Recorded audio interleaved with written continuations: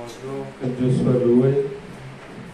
Et bienvenue dans la maison du pain et du vin spirituel qui donne la vie. Et lorsqu'on se retrouve dans la maison de Dieu, c'est toujours un rassemblement qui doit nous ajouter. L'objectif est toujours de nous ajouter un plus dans la vie.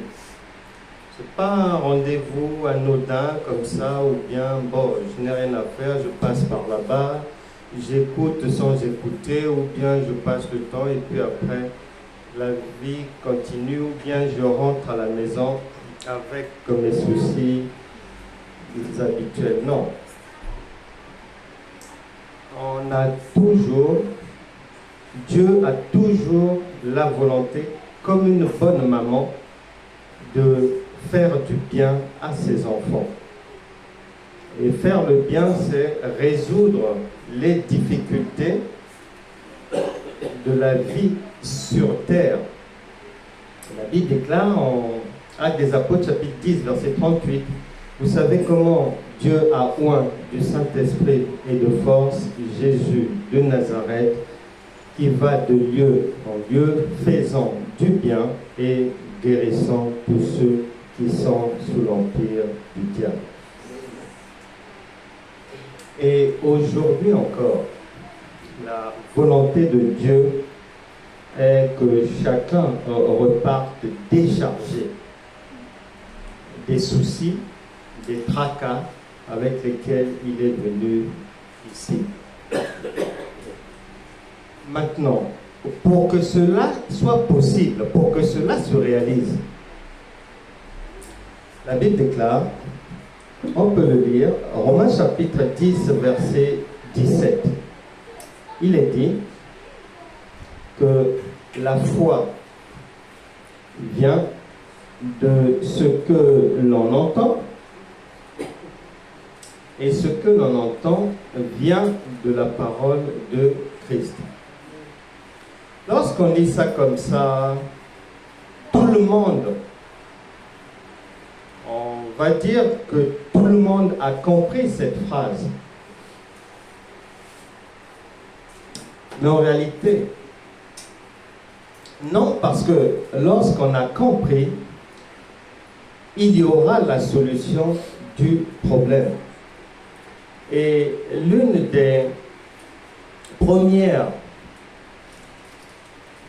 chose qui pose problème aux enfants de Dieu,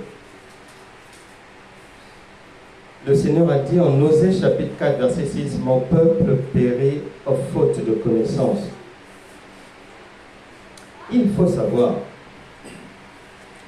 que la Bible a été traduite en plusieurs langues par plusieurs personnes. Et au fur et à mesure des siècles, des évolutions, chacun a traduit de la manière dont lui avait compris le texte de base.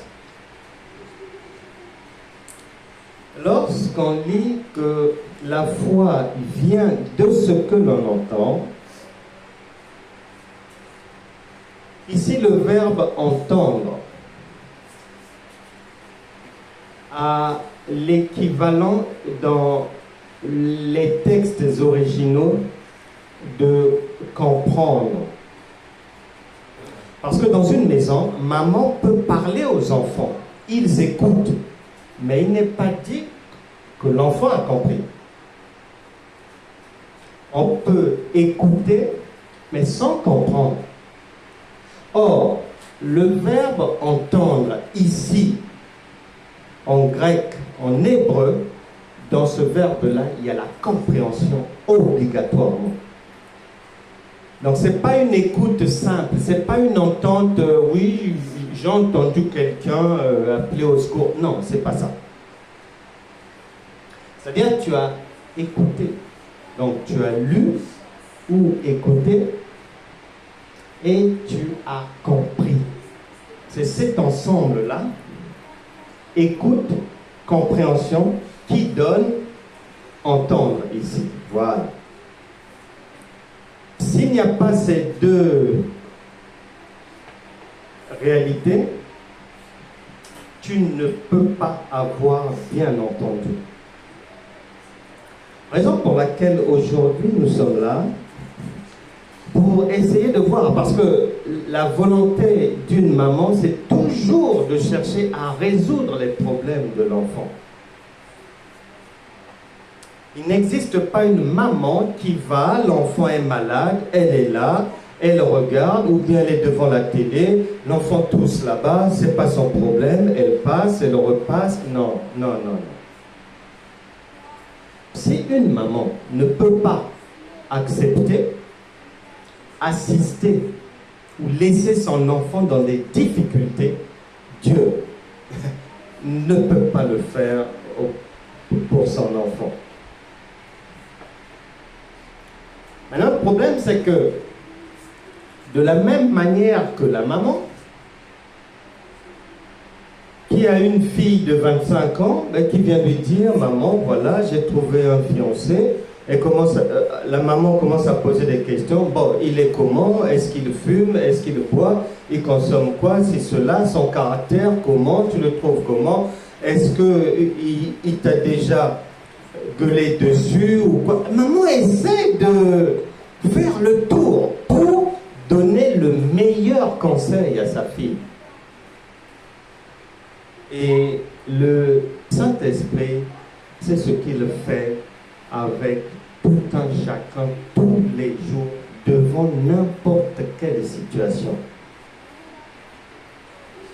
Si ça ne marche pas, c'est parce que souvent, dès le départ, on n'a pas bien compris en fait ce que le Saint-Esprit a dit. On n'a pas bien compris. On a écouté, mais en fait, on n'a pas compris. Parce que le départ voudrait que quelqu'un, avec certitude, comprenne qui est Dieu et comment vient-il soi-disant dans ma vie et pourquoi faire. C'est ça d'abord. Si je n'ai pas les réponses à ces éléments-là, je ne peux pas avoir la foi, c'est faux. Je vais me mentir à moi-même, c'est pas possible. Il faut d'abord comprendre qui est Dieu. Comment va-t-il faire? Oui, je lis, c'est écrit, voilà. Si tu confesses de ta bouche le Seigneur Jésus-Christ, et tu crois de tout ton cœur que Dieu l'a ressuscité des morts, tu seras sauvé. Romains chapitre 10, verset 9. Oui, je lis. Mais est-ce que je comprends? Et ce soir, le Seigneur voudrait nous donner des tuyaux, des clés, pour que, dès le départ, notre foi soit authentique.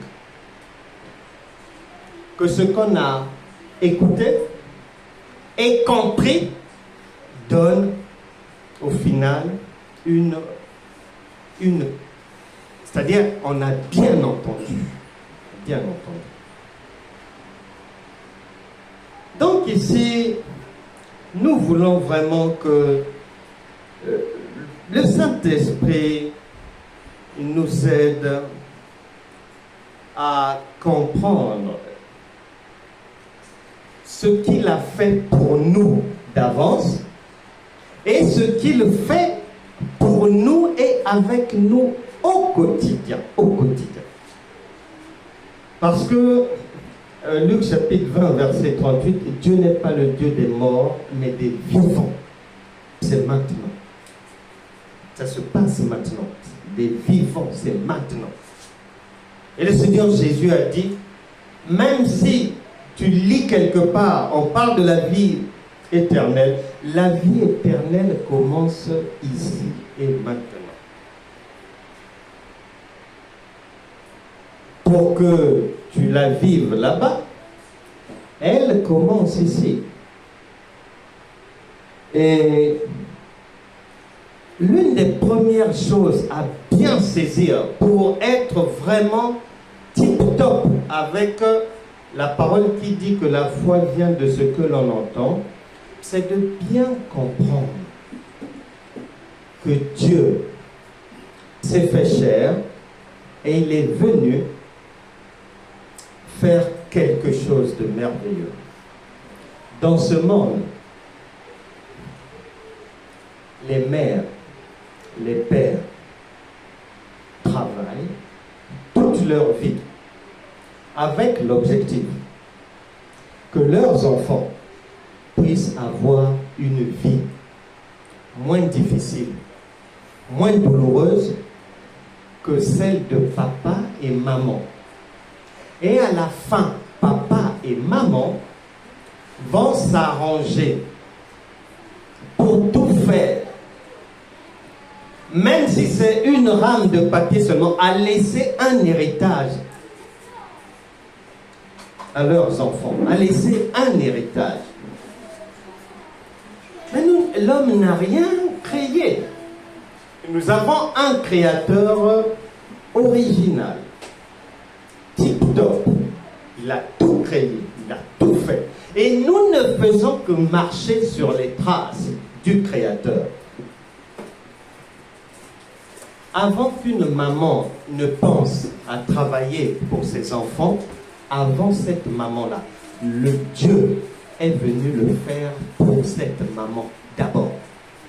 Elle ne fait que reproduire ce que Dieu a fait pour elle. C'est ce qu'il faut bien comprendre. Que la venue de Jésus a consisté à, c'est-à-dire, faire une œuvre qui va faciliter la vie de maman. Et en plus, Jésus va s'arranger à léguer à maman un héritage. Et Jésus vient. Il se met à travailler. Il va de lieu en lieu. Il fait du bien. Là où il faut délivrer, il délivre. Là où il faut guérir, il guérit. Là où il faut multiplier les pains parce qu'il y a la crise économique, il le fait. Il n'y a pas un endroit, comme une bonne maman, il n'y a pas un endroit où Jésus a quitté quelqu'un en laissant la personne dans ses problèmes. Ça n'existe pas. Et une maman qui aide ses enfants, qui fait du bien en permanence, elle ne fait que reproduire ce que le Seigneur avait déjà fait. C'est une reproduction simple de ce que le Seigneur a déjà initié. Il a montré la voie à suivre.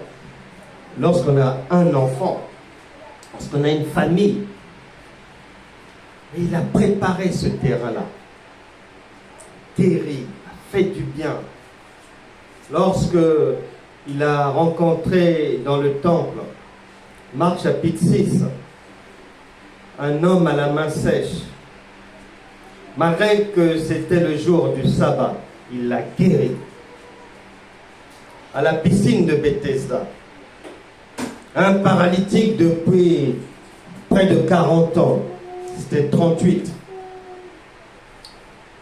Les hommes avaient tout essayé pour l'aider. Mais lorsque le Seigneur s'est présenté là, c'était la fin. La femme à la perte de sang, Luc chapitre 8 à partir du verset 43, il est dit qu'elle avait dépensé son argent chez les médecins, tout son argent. Mais le jour où elle a eu l'opportunité de croiser le Seigneur, non, c'est sur le champ. Il n'y a pas eu, oh ma soeur, bon, mais reviens la semaine prochaine, bon, on va faire 2 jours de prière, bon, ma soeur, rentre dans un jeûne comme... Non, non. C'est de la gaminerie. Il s'agit de Dieu qui est là, c'est Dieu. Et immédiatement, elle a trouvé le secours. Immédiatement, l'hémorragie a cessé. Immédiatement.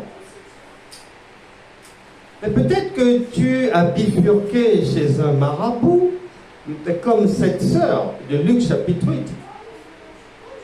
On t'a dit d'aller voir là-bas, tu es allé là-bas. On n'a pas trouvé solution à ton problème, malgré les talismans qu'on t'avait donnés, malgré le sel, malgré la petite fiole qu'on a donnée. Mettre peut-être de l'huile derrière l'oreille avant d'aller au travail. Et tout. Tu as peut-être fait ça, mais comme cette sœur. Mais les problèmes étaient toujours là. Insomnie sur insomnie. Il y a des gens qui ne dorment pas. Et le manque de sommeil a fabriqué des maladies. Il y a des gens qui sont toujours tendus la journée. Tu ne dis rien de... Ah, voilà. Mais en fait, c'est parce que la personne ne dort pas la nuit. Donc, les nerfs sont à bloc. Il y a des gens comme ça. Il y a des gens comme ça. Mais le Seigneur, lorsqu'il est venu, il a réglé tous les problèmes. Tous les problèmes. Peu importe l'endroit, tout cœur bien disposé a reçu le secours du Seigneur. Donc lorsqu'on dit que, si quelqu'un dit j'ai la foi, si quelqu'un dit que la foi vient de ce qu'on entend et que j'ai la foi, mais c'est simple à vérifier. Parce qu'il lui faut d'abord avoir compris ce que le Seigneur est venu faire. C'est-à-dire avant même d'arriver dans sa vie, est venu faire pour tout le monde collectivement. Il faut d'abord commencer par là. Il y a une porte d'entrée à la compréhension. Il a préparé les choses. Il a montré ce qu'il fallait faire. Concernant le mariage, il a dit c'est très simple. Matthieu chapitre 19, versets 5 à 6. Il répète Genèse chapitre 2, verset 18 et ensuite 24. Il dit, l'homme quittera son père et sa mère et s'attachera à sa femme. À partir de là, ils sont mariés. Ils deviennent une même chair. Quand il le dit, vos histoires de mairie n'existent pas. Dieu ne dépend pas de la mairie. Il dépend, la famille de droite est informée, la famille de gauche est informée, ils sont d'accord pour que leurs enfants se mettent ensemble et c'est le mariage. Ça va commencer donc pour Dieu. Si tu vas dans Matthieu chapitre 1, versets 18 à 19, et tu vas dans Corinthiens, tu rassembles les paroles que j'ai données précédemment. Dans Corinthiens, il est dit, c'est-à-dire les mêmes mots, mot pour mot. En ce qui concerne le mariage, on reprend les mêmes mots pour celui qui s'associe à une prostituée. Et la Bible dit, à ce moment-là, ils deviennent une même chair. Donc ils sont mariés. Parce que dans la pensée de Dieu, Dieu n'est pas un homme. Et ce n'est pas un gamin. Le mariage débute à partir de du rapport sexuel. C'est pour ça que dans les Écritures, il n'existe pas les expressions rapport sexuel avant le mariage. Ça n'existe pas. Dans la pensée de Dieu, celui qui va avec une prostituée fait un. Donc ils sont mariés. Celui qui se met avec une dame, les familles sont là d'accord. Là-bas aussi, ils font un. Donc c'est pareil. Ils sont mariés. Donc, il a aidé, il a conseillé pour le mariage les enfants Il a dit que l'adultère, ce n'est pas bien. Il a donné les tuyaux, il a guéri, il a vraiment bien préparé l'espace pour une existence paisible. Et le Seigneur, lorsqu'il a préparé le futur de la maman, il ne s'arrête pas là. Jean chapitre 14, verset 12, il dit à la maman, écoute, tout ce que tu m'as vu faire, c'est rien. Toi, lorsque tu recevras le Saint-Esprit, tu feras de plus grandes choses que moi. Dieu est tellement cohérent dans la vie de tous les jours. Les pères, les mères mettent au monde des enfants avec pour ambition que l'enfant aille plus loin à l'école que la maman, que l'enfant aille plus loin à l'école que le père, que là où la maman s'est arrêtée, que l'enfant aille plus loin. C'est toujours le souhait d'un parent. Il n'y a pas un parent qui va dire « Ah non, bon, moi je suis infirmière, mais je ne veux pas que mon enfant arrive à mon niveau. » Non, ça n'existe pas. Le souhait de maman, si elle est infirmière, c'est que l'enfant devienne même médecin. Mais c'est la parole de Dieu. Jésus dit que ce que je suis en train de faire, c'est rien encore, c'est juste une préparation comme ça, c'est du brouillon. Mais le propre, c'est lorsque vous recevrez le Saint-Esprit là.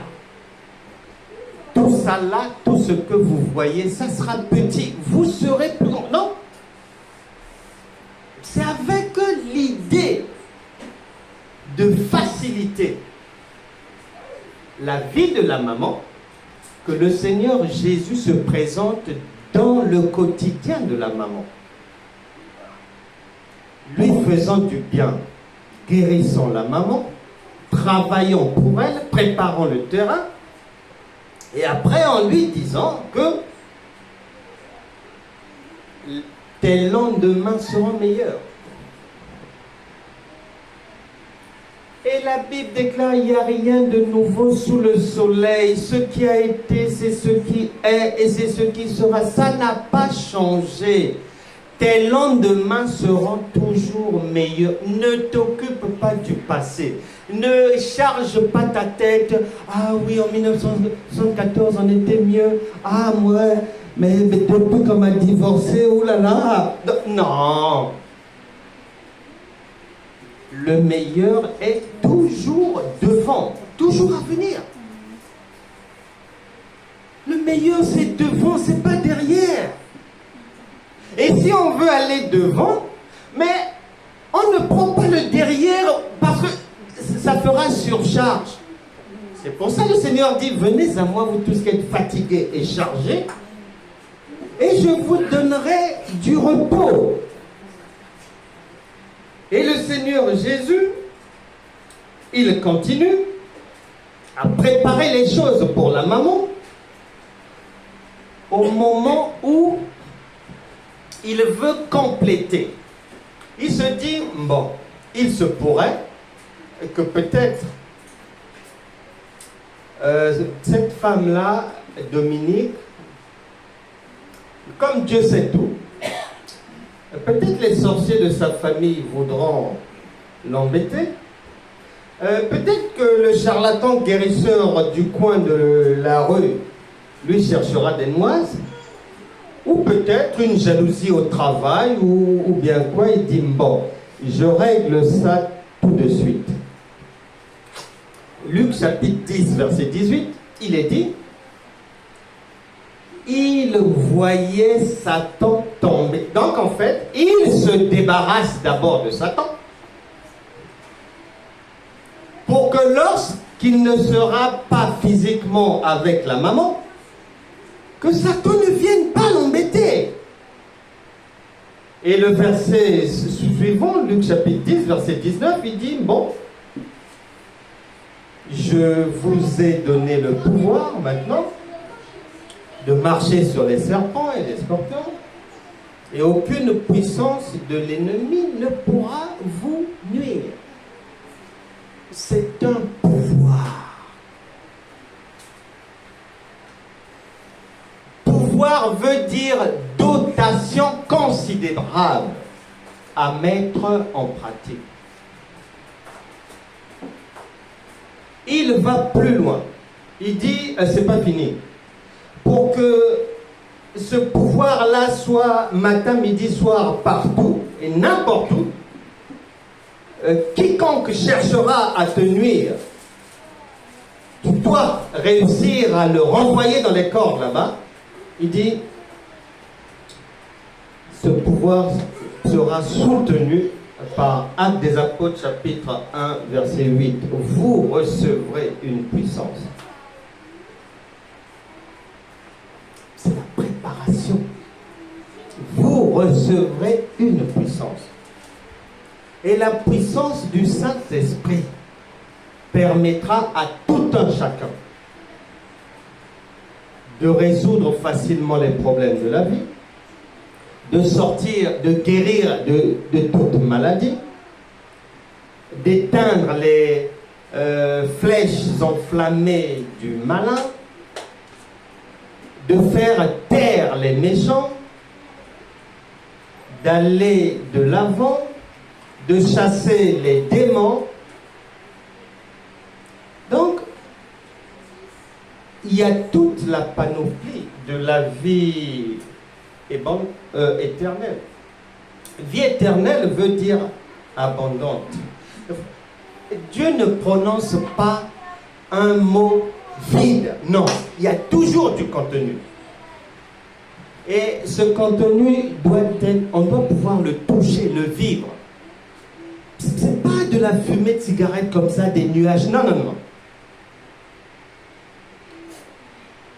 Et il fait ce travail et il dit à la maman que voilà, si tu veux comprendre ce que je suis venu faire, il a expliqué. Par son amour, il permet à la maman d'être guérie, d'être délivrée. Il lui dit que je t'ai déjà débarrassé des sorciers de ta famille. Même si tu ne les vois pas, ne t'occupe pas d'eux, ils sont déjà vaincus. Colossiens chapitre 2, versets 13 à 15. Tu auras une puissance, le Saint-Esprit. Ce que j'ai fait, c'est juste une mise en bouche, une préparation. Moi, c'est peut-être du matériel léger, mais pour toi, tu vas opérer avec de la dynamite. Et personne ne pourra te nuire. C'est ce que le Seigneur fait tout au long de son ministère. Pour chacun de nous. Et il scelle tout cela lorsqu'il finit cette préparation. Il fait de la maman, Romains chapitre 8, verset 17, toute personne qui vient dans le Seigneur devient héritier de Dieu et co-héritier de Christ. Il faut bien te souvenir, une maman, elle travaille toute sa vie pour laisser un héritage à son enfant. Avant elle, le Seigneur est venu faire pour elle. Donc, ce qu'elle fait pour ses enfants, c'est une mise en pratique de la parole de Dieu. Mise en pratique de la parole de Dieu. Maintenant, le problème, c'est que dans cette mise en pratique-là, lorsqu'on ne comprend pas que, en fait, le Seigneur Jésus a déjà fait ce que je suis en train de faire. Et il a prévu, par l'héritage qu'il m'a donné, il a prévu que je puisse facilement aussi, non seulement m'occuper de moi-même, mais de mes enfants aussi. Puisqu'il a pris le soin de me débarrasser des adversaires, le soin de me donner une puissance, le soin de me donner un pouvoir, mais tout ça là, c'est pas pour aller en vacances. C'est pour du concret, ce que je fais au quotidien pour les enfants. Le Seigneur avait déjà dit, tu feras de plus grandes choses. Or, lorsqu'on n'a pas compris Romains chapitre 10, verset 17, en réalité, on va juste s'arrêter à la mise en pratique domestique de la parole. Mais on ne va pas en avoir une application large et qui correspond au plein pouvoir reçu et à la puissance reçue. On devient enfant de Dieu pour exercer une autorité, un pouvoir. C'est comme si on vote pour quelqu'un, on va l'élire maire de la commune. On lui donne des pouvoirs.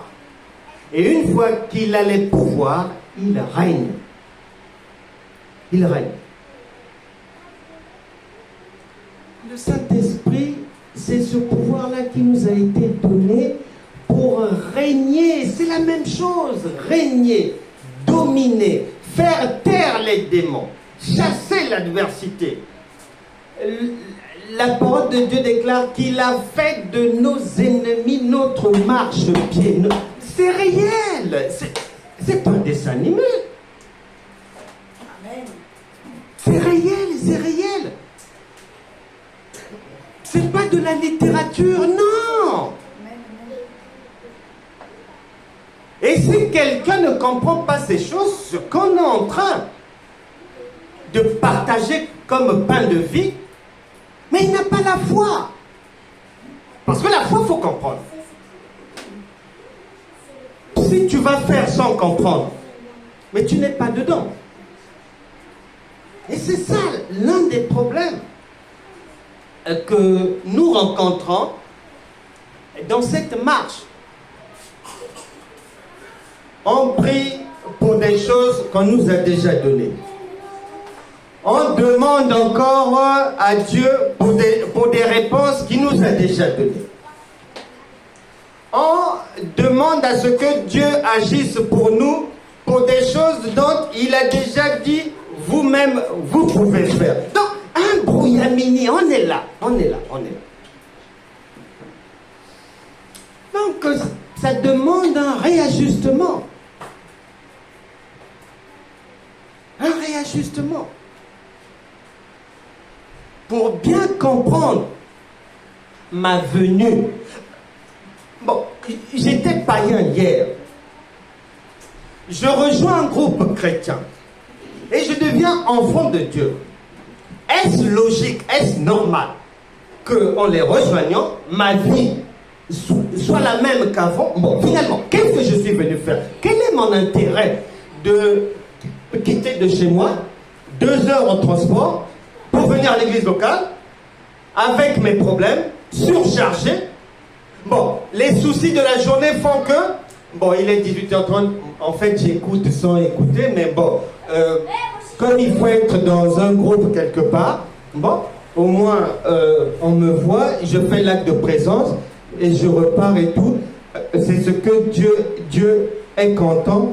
Au moins j'ai pointé ma journée de culte. Mais non. Qui t'a dit que Dieu est content? C'est parce qu'il attend de toi. Il attend que l'amour qu'il a déversé dans ta vie, par la puissance du Saint-Esprit, que tu puisses mettre cet amour en pratique. J'ouvre une petite parenthèse. Beaucoup de chrétiens sont malades. Et souvent, on lit souvent le passage où il est dit, si quelqu'un prend la Sainte Seine indignement, etc., etc., c'est pour ça que parmi vous, il y a des infirmes et tout, c'est cela. Non, non, non. Il s'agit de ceci. Le Saint-Esprit que tu reçois par la parole qui est le pain de vie, la nourriture céleste. Ce pain de vie, quand il vient en toi, il vient pour des objectifs. Si tu ne fais pas ce que tu dois faire après l'avoir consommé, il va te fabriquer, c'est une puissance, elle va te fabriquer des maladies dans le corps. Parce qu'elle est faite pour agir.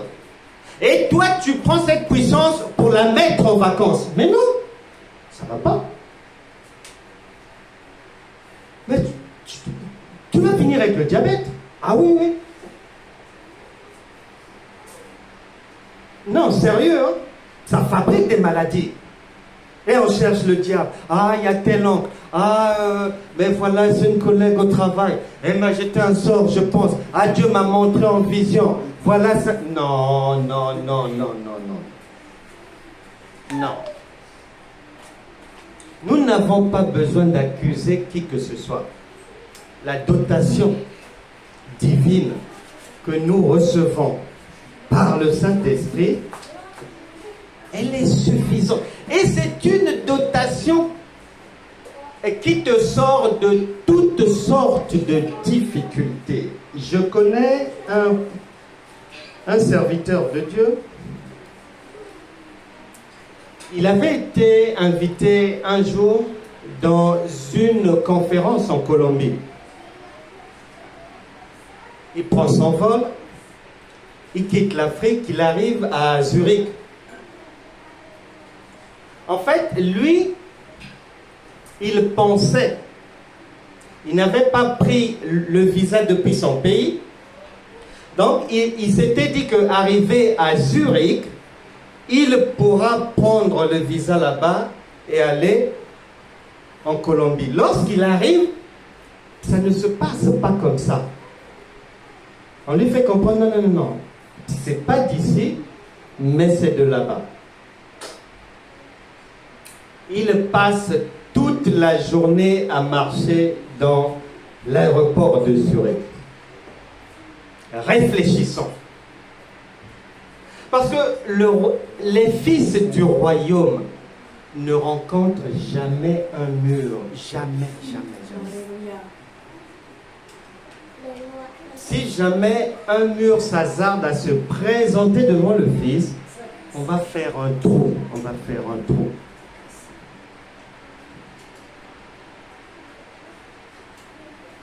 Il appelle en Colombie pour expliquer sa situation à ceux qui l'attendent. Que je suis coincé ici. Le pasteur qui l'avait invité avec son fils, on dit, nous allons prier. Et le Seigneur va ouvrir une porte.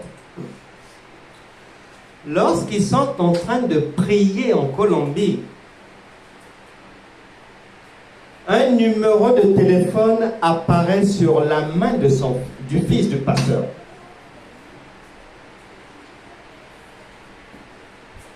Le numéro de téléphone qui apparaît, le père et le fils font le numéro.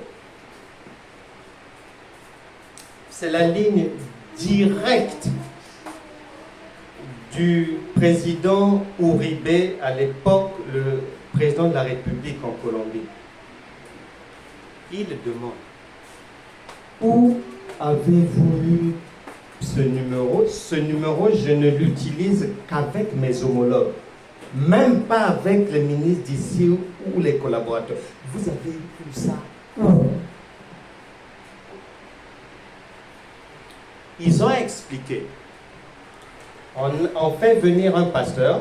Il est coincé à Zurich. Nous étions en prière.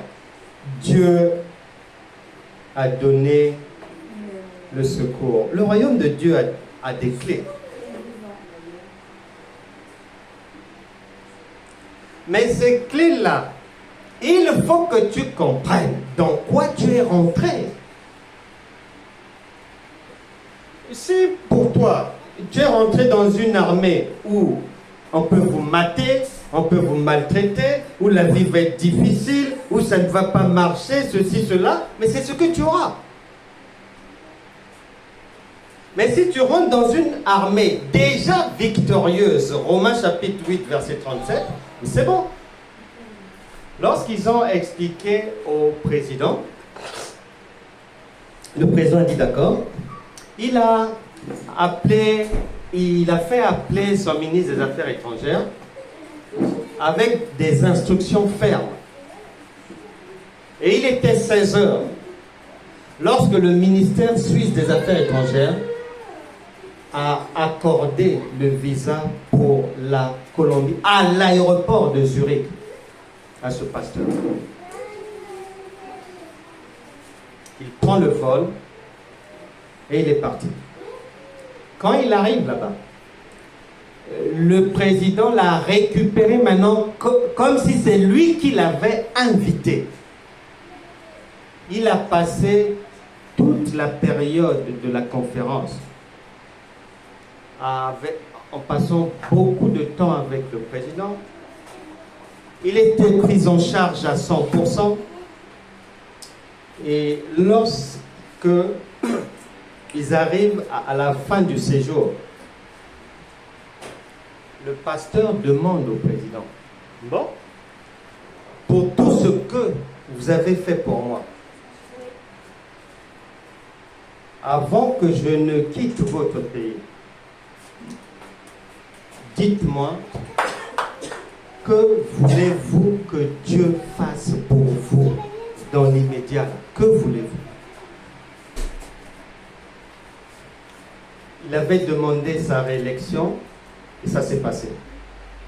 Il avait demandé la libération d'Ingrid Betancourt par les FARC, ça a eu lieu. Et la troisième chose, le pasteur n'en a jamais parlé, mais il avait seulement dit que c'était un problème conjugal que le président avait. Pour dire que la puissance du Saint-Esprit, elle éclaire déjà la marche par la foi. Il n'y a pas d'obstacle. Ésaïe chapitre 35, verset 8 appelle cette marche la voie sainte. Elle est sainte. Il n'y a pas de défaite, il n'y a pas d'échec, il n'y a pas de maladie. Si la maladie vient, elle va partir.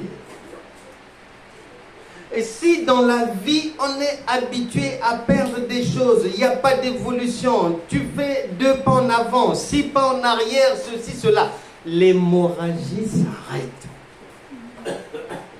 Parce que le Seigneur avait déjà prévu ça en Luc chapitre 8, versets 43 à 48. Comment comprends-tu la foi? Comment comprends-tu ce que le Seigneur est venu faire pour toi? Parce qu'il a tout fait.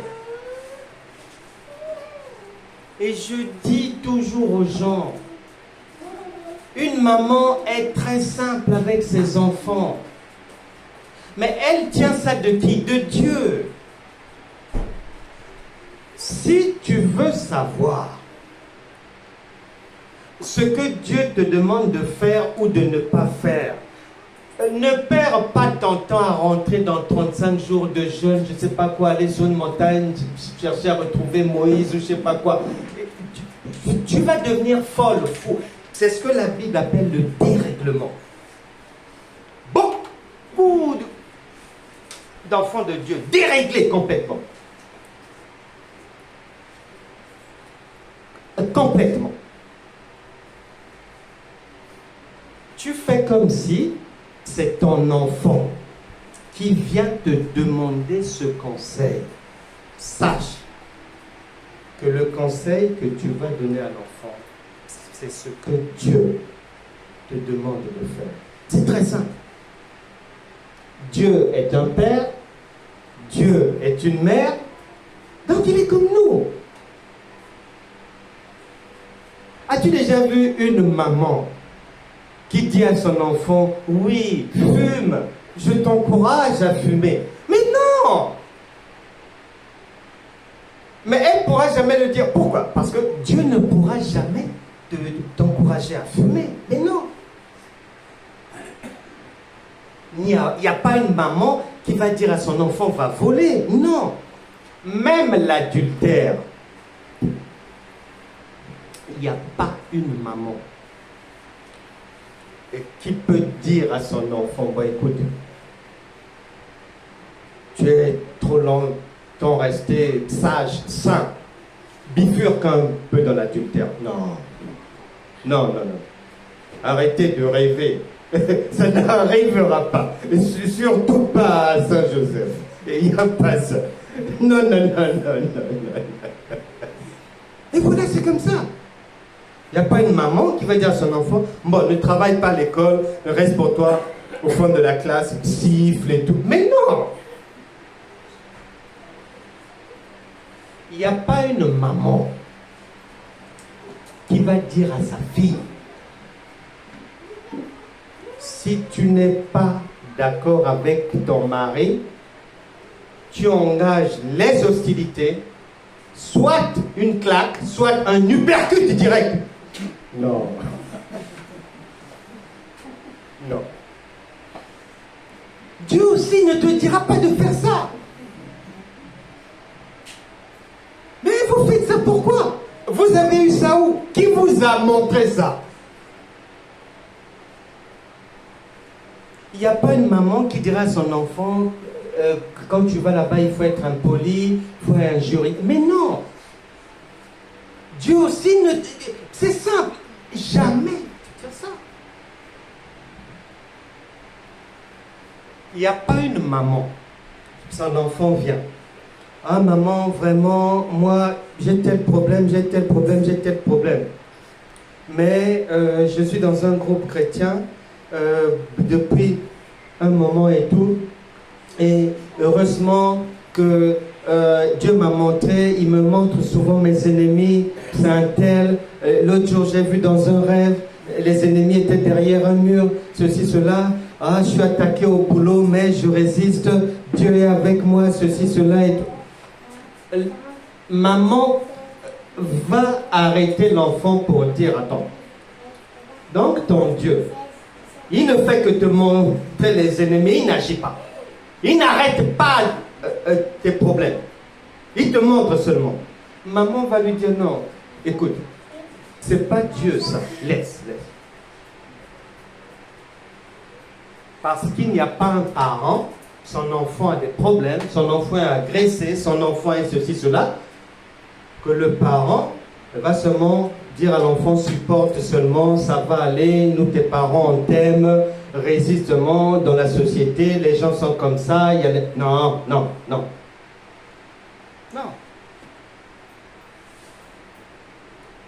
Donc, tu avais peut-être une compréhension coup-ci, coup-ça de la foi. Et le Saint-Esprit voulait qu'à partir d'aujourd'hui, que cette compréhension soit sécurisée.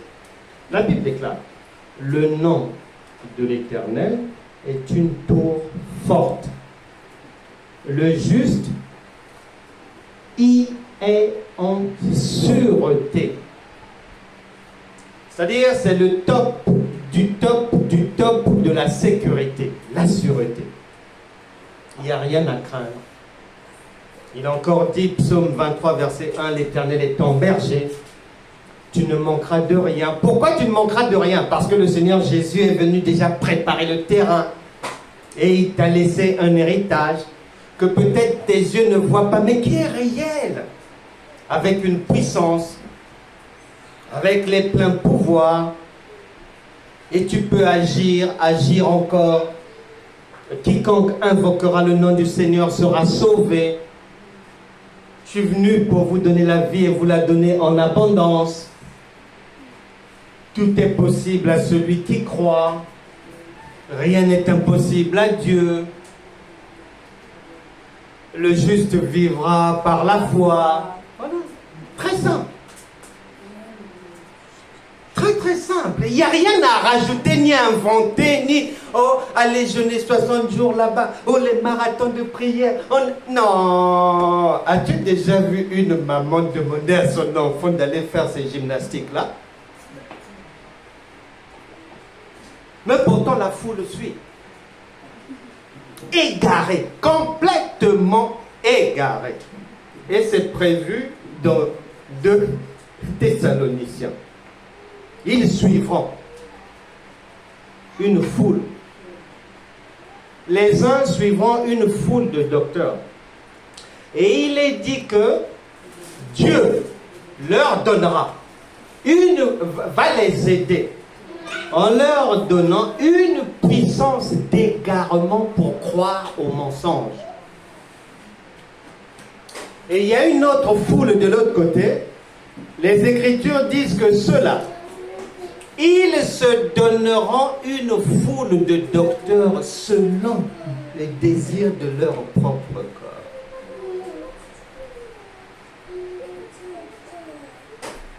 Attention avec ça. Dieu est saint. Il est comme une maman. Il est comme un père. Et il voudrait qu'à partir d'aujourd'hui, que tu comprennes que son amour vis-à-vis de toi, il n'y a pas besoin d'ajouter autre chose. C'est un héritage déjà complet. À toi de mettre en pratique, c'est tout. À toi de pratiquer. Et quand tu vas pratiquer, tout est déjà prévu. Marc chapitre 16, voici les miracles qui accompagnent. C'est un accompagnement. On n'a pas dit de souffrir ou de pleurer. Oh, non, non, non, non. Tu n'as rien à faire, on t'accompagne. Voilà. C'est ça la vie nouvelle en Christ. C'est ça la vie éternelle qui commence ici et maintenant. Et c'est ce que le Seigneur voudrait vous voir activer dans la vie. Fini d'accuser à droite, d'accuser à gauche. Fini de voir le diable partout. Que Satan passe dans la rue ou quoi, ne t'occupe pas de lui. Ne t'occupe pas de lui, laisse-le. Judas était là dans l'équipe. Les autres savaient bien ce qu'il faisait, mais lui n'a jamais été un élément dérangeant. Non. Mais pourquoi le Judas d'aujourd'hui vous dérange? Pourquoi? Mais vous avez eu ça où? Judas n'est pas un élément dérangeant. On n'arrête pas la main de Dieu. Le bras de l'Éternel, il n'y a pas quelqu'un qui peut l'arrêter. Il n'y a pas un diable qui peut l'arrêter. Donc il n'y a pas de crainte. Il n'y a pas de crainte. Si quelqu'un fait des fétiches contre toi, ou un envoûtement, ou ceci, cela, s'il vient jeter des cuisses de poulet, je ne sais pas quoi, un carré de je ne sais pas quoi, devant ton portail ou ta cour, que ton cœur ne se trouble pas. Il a signé son arrêt de mort. C'est-à-dire, en faisant cela, c'est la manière dont il a choisi pour nous dire au revoir, simplement. Parce qu'il est partant, il est parti. C'est un suicide.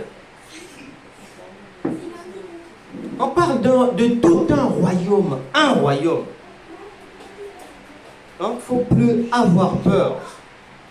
Il faut avoir l'assurance qu'il est toujours là, 24 heures sur 24. Il ne prend pas de vacances, il nous protège. Il nous fait du bien, que l'on soit là, que l'on ne soit pas là. Et le jour où tu seras dans une difficulté vraiment immense, ne t'inquiète pas. Il t'enverra aussi un numéro de téléphone. Ne t'inquiète pas. Soit il te l'enverra, soit il l'enverra à quelqu'un pour toi. Nous allons prier. Je pense que la foi est maintenant bien en place pour dire aux choses, aux fardeaux avec lesquels nous étions venus ici, de dégager maintenant. Que chacun commence à parler à Dieu. Il est comme une maman qui est toujours à l'écoute.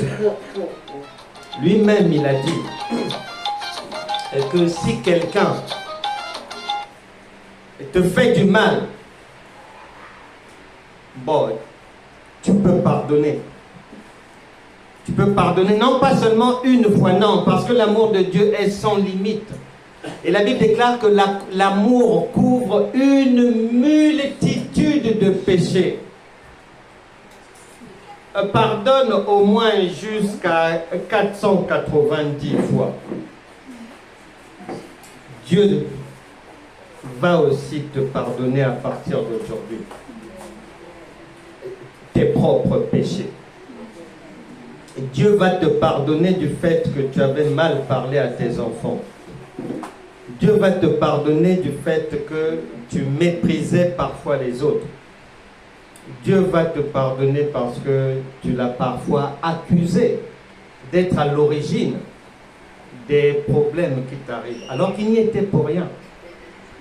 C'est parce que simplement, tu n'avais pas encore compris ce qu'il était venu faire dans ta vie et quel était le contenu de la livraison du Saint-Esprit.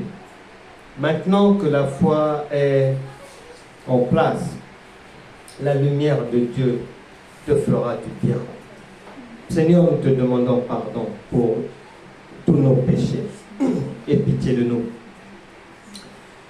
Seigneur, nous sommes convaincus et par la foi, nous savons que tu nous as pardonné.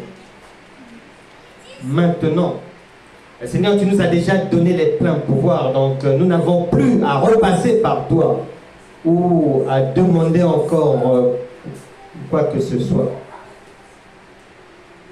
Nous mettons en pratique la parole directement, Seigneur, avec Romains chapitre 4, verset 17, qui nous permet d'appeler à l'existence les choses qui n'existent pas, comme si elles étaient là, au nom de Jésus.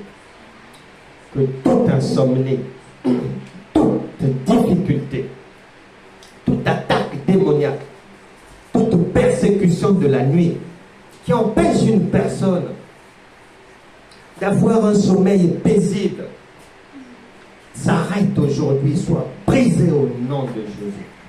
Je brise les jours des malédictions. Aucune malédiction du retard, aucune malédiction des maladies. Non à toutes sortes de maladies. Vous partez au nom de Jésus. Vous libérez les corps. Que ce soit les kystes, les fibromes, les myomes, vous partez. Présence anormale dans le corps, vous partez au nom de Jésus. Et que toute carapace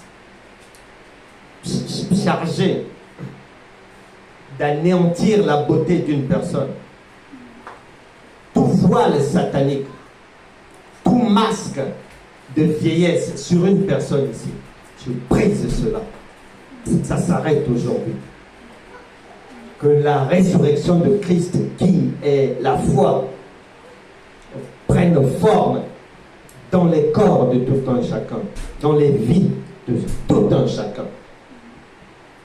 Que tout ce qui était par terre dans la vie d'une personne ici, par le principe de la résurrection, se lève maintenant. Que tout ce qui était courbé soit redressé maintenant. Les finances, le mariage, l'éducation des enfants, les projets, les promotions, les relations familiales et le sommeil, le cœur, la paix du cœur.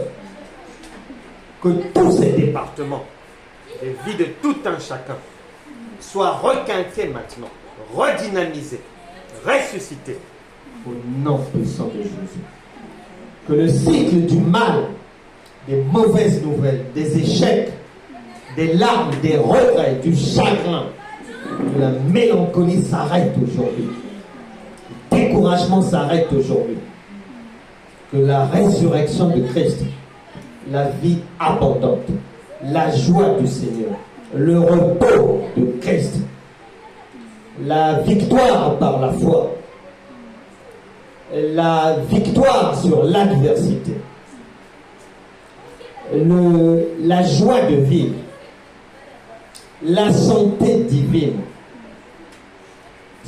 soit le partage de tout un chacun à partir d'aujourd'hui. Que par le principe de la résurrection, de l'abondance, que la prospérité divine permette à tout un chacun, à partir d'aujourd'hui, d'aider aussi les autres, de se tourner vers les démunis, ceux qui souffrent, ceux qui sont dans le besoin, et d'avoir aussi des encouragements financiers pour l'annonce de la bonne nouvelle, pour l'œuvre de Dieu. Parce que le pain de vie doit aller jusqu'aux extrémités de la terre. Que chacun se lève aujourd'hui et entame une nouvelle marche victorieuse dans la vie. Au nom de Jésus. Amen.